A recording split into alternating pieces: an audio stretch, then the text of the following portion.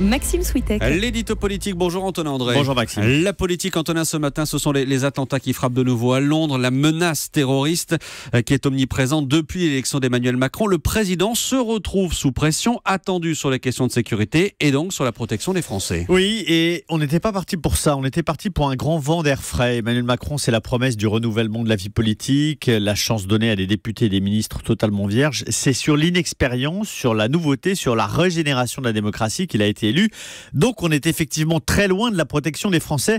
Ce ne sont pas les points forts, a priori, du nouveau président, l'expérience, le sécuritaire, l'autorité. Donc il y a un enjeu pour lui sur ces questions de terrorisme qui rattrape son début de quinquennat.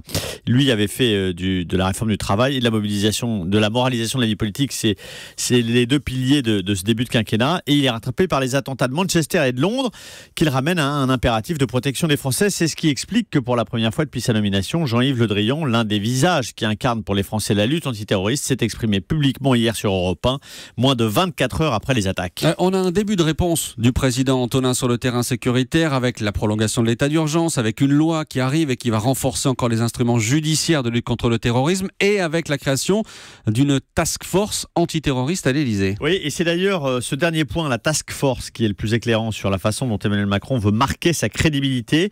Il va centraliser à l'Élysée la coordination des services engagés dans la lutte contre le terrorisme. Ce devrait être formalisé mercredi en Conseil des ministres. Les questions de défense, arbitrage et opérationnel, c'est un changement par rapport au quinquennat précédent, reviennent désormais au secrétaire général de l'Élysée, plus proche collaborateur d'Emmanuel Macron. On va le voir aussi dans l'agenda du président. Outre les conseils de défense qui deviennent réguliers, les tête-à-tête avec les ministres de l'Intérieur et de la Défense vont devenir hebdomadaires. En fait, la lutte contre le terrorisme est en train de s'imposer au fil des semaines comme l'un des dossiers auxquels le président consacre le plus de temps, quitte à forcer le trait pour démontrer qu'il est conscient de la menace et surtout qu'il est crédible pour y répondre. L'édito politique d'Europe 1. Merci Antonin André.